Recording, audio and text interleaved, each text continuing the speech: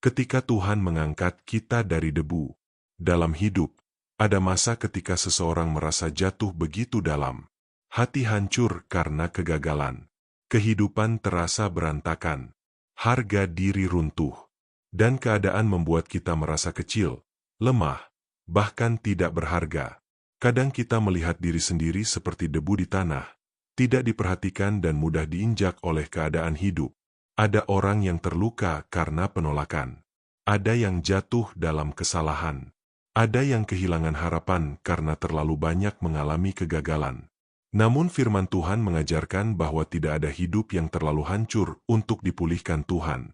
Tuhan sanggup mengangkat seseorang bahkan dari tempat yang paling rendah sekalipun. Ayat firman Tuhan terdapat dalam Mazmur 113 ayat 7-8. Ia menegakkan orang yang hina dari dalam debu dan mengangkat orang yang miskin dari lumpur, untuk mendudukan dia bersama-sama dengan para bangsawan, bersama-sama dengan para bangsawan bangsanya. Betapa luar biasanya kasih Tuhan. Tuhan tidak memandang seseorang berdasarkan masa lalunya, kegagalannya, atau kejatuhannya. Ketika dunia mungkin merendahkan kita, Tuhan tetap melihat nilai dan tujuan dalam hidup kita. Banyak tokoh Alkitab pernah berada di titik terendah dalam hidup mereka. Yusuf pernah dijual sebagai budak dan dipenjara. Daud pernah dikejar musuh dan hidup dalam ketakutan. Petrus pernah gagal dan menyangkal Yesus. Bahkan perempuan yang tertangkap berzinah hampir dihukum mati oleh banyak orang. Tetapi Tuhan tidak membiarkan hidup mereka berakhir dalam kehancuran. Tuhan mengangkat mereka dan memakai hidup mereka untuk rencana yang besar. Kadang manusia terlalu fokus pada kegagalan masa lalu sehingga lupa bahwa Tuhan adalah Allah pemulihan. Apa yang rusak di tangan manusia masih dapat dipulihkan di tangan Tuhan. Yesaya 61 ayat 3 berkata, untuk mengaruniakan kepada mereka perhiasan kepala ganti abu, minyak untuk pesta ganti kain kabung, nyanyian puji-pujian ganti semangat yang pudar.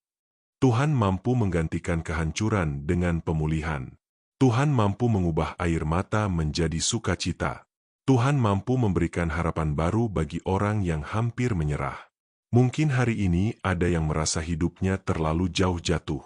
Ada yang merasa tidak layak datang kepada Tuhan karena masa lalu yang kelam. Ada yang merasa dirinya gagal dan tidak berarti. Tetapi dengarlah, kasih Tuhan lebih besar daripada kegagalan kita. Tuhan tidak menunggu kita sempurna terlebih dahulu untuk datang kepadanya. Tuhan justru datang kepada orang-orang yang lemah, terluka, dan hancur. Tuhan ingin mengangkat kita kembali dan memberi hidup yang baru. Mazmur 40 ayat 2-3 berkata, ia mengangkat aku dari lubang kebinasaan, dari lumpur rawa. Ia menempatkan kakiku di atas bukit batu, menetapkan langkahku, dan ia memberikan nyanyian baru dalam mulutku untuk memuji Allah kita. Inilah yang Tuhan lakukan dalam hidup orang yang percaya kepadanya. Tuhan tidak hanya mengangkat kita dari keterpurukan, tetapi juga menuntun langkah kita menuju kehidupan yang baru. Kadang proses pemulihan memang tidak langsung terjadi. Tuhan bekerja sedikit demi sedikit. Tetapi selama kita tetap berjalan bersama Tuhan, hidup kita tidak akan tetap berada di debu selamanya. Jangan menyerah karena kegagalan. Jangan berhenti berharap karena masa lalu. Tuhan masih sanggup memulihkan hidupmu. Apa yang hari ini terasa hancur bisa diubah Tuhan menjadi kesaksian yang indah. Karena ketika Tuhan mengangkat seseorang dari debu, tidak ada manusia yang dapat menghalangi rencananya. Mari berdoa. Tuhan, saat hidupku terasa jatuh dan hatiku lemah, tolong angkat aku dengan kasih-Mu. Ampuni setiap kegagalanku dan pulihkan jiwaku yang terluka.